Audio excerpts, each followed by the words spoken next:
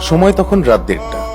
Air ট্রান্সআট flight 236 ঘুটঘুটে অন্ধকারের মধ্যে Atlantic মহাসাগরের ওপর দিয়ে টরন্টো থেকে লিসবনের দিকে যাচ্ছিল। প্লেনটি টেক অফের পর 4 ঘন্টা থেকেও বেশি সময় কেটে গিয়েছিল এবং সেই সময় পর্যন্ত প্লেনের সবকিছু স্বাভাবিক ছিল। কিন্তু এরই মধ্যে হঠাৎ করে ককপিটে বসে থাকা পাইলটের সামনে একটি ওয়ার্নিং আসে, গায়ের লোম দাঁড় করিয়ে দেওয়ার মতো একটা ওয়ার্নিং। এই ওয়ার্নিংটি ছিল প্লেনের জ্বালানি শেষ হওয়া। সমুদ্রের মাঝখানে 39,000 ফুট উচ্চতায় বাতাসে ফ্লাইট 236 এর জ্বালানি ফুরিয়ে গিয়েছিল। জ্বালানি ফুরিয়ে যাওয়া দেখে পাইলটরা হতবাক হয়ে গিয়েছিল, কারণ তারা তখন আটলান্টিক মহাসাগরের মাঝখানে ছিল এবং দূর দূরান্ত পর্যন্ত মাটির কোনো চিহ্ন ছিল না। অর্থাৎ এখন পাইলটদের সামনে কেবল একটাই অপশন ছিল, আর তা ছিল বিমানে বসে থাকা 293 জন যাত্রী নিয়ে আটলান্টিক মহাসাগরে ডুবে প্রাণ দেয়, যা প্রায় নিশ্চিতই ছিল।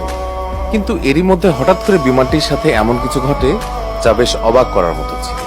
তো কি এমন ঘটেছিল সমুদ্রের মাঝখানে বাতাসে 39,000 ফুট উচ্চতায় এয়ার ট্রান্সআট ফ্লাইট 236 এর সাথে, সেটাই জানবেন আজকের ভিডিওতে। তাহলে চলুন আর দেরি না করে আজকের এই ইন্টারেস্টিং ভিডিওটি শুরু করে ফেলি। এই গল্পটি শুরু হয় কানাডার টরন্টো পিয়ারসন আন্তর্জাতিক বিমানবন্দর থেকে 23 আগস্ট 2001 সালে। স্থানীয় সময় অনুসারে রাত 8:52 এয়ার ট্রান্সআট এয়ারলাইনের এয়ারবাস A330 কানাডার টরন্টো থেকে পর্তুগালের লিসবনের উদ্দেশ্যে যাত্রা করে।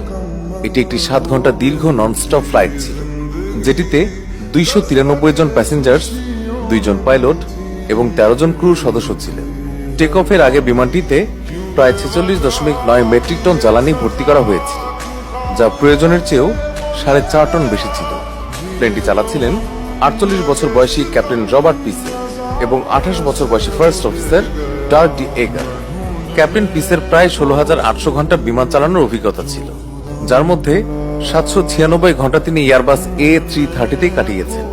অন্যদিকে ফার্স্ট অফিসার ডি এগারের প্রায় 4,800 ঘন্টার ফ্লাইট এক্সপেরিয়েন্স ছিল, যার মধ্যে 386 ঘন্টা তিনি এয়ারবাস A330 চালিয়েছিলেন, যার মানে ছিল এই 2 পাইলটই খুবই অভিজ্ঞ ছিলেন।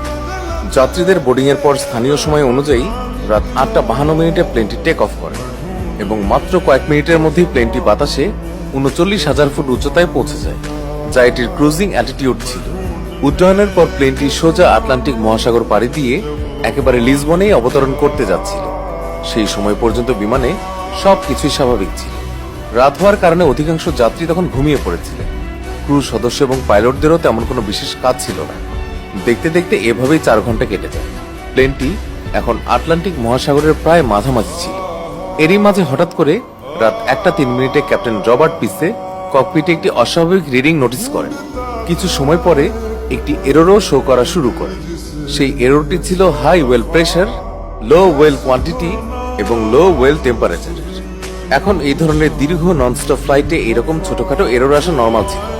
এমন পরিস্থিতিতে পাইলটরা নিজেরাই বা ক্রু মেম্বারের সাহায্যে ককপিটে বসে থেকেই সেগুলো ঠিক করে দিতেন। কিন্তু এয়ার ট্রান্সআট এয়ারলাইনের এই ফ্লাইটে যে এররটি দেখা যাচ্ছিল তা স্বাভাবিক ছিল না। ক্যাপ্টেন এবং ফার্স্ট অফিসার উভয়েরই এয়ারবাস A330 ভরপুর অভিজ্ঞতা ছিল, কিন্তু তারা তাদের পুরো ক্যারিয়ারে এমন এরর আগে কখনো দেখেননি, যার কারণে তারা দুজনেই কনফিউজড হয়ে গিয়েছিল যে এই এররটি আসলে কিসের ছিল। কোন রকম উপায় না দেখে তারা ফ্লাইট ম্যানুয়াল খুলে এই এররটি সম্পর্কে জানার চেষ্টা করে, কিন্তু ফ্লাইট ম্যানুয়ালেও এই বিষয়ে কোনো তথ্য ছিল না।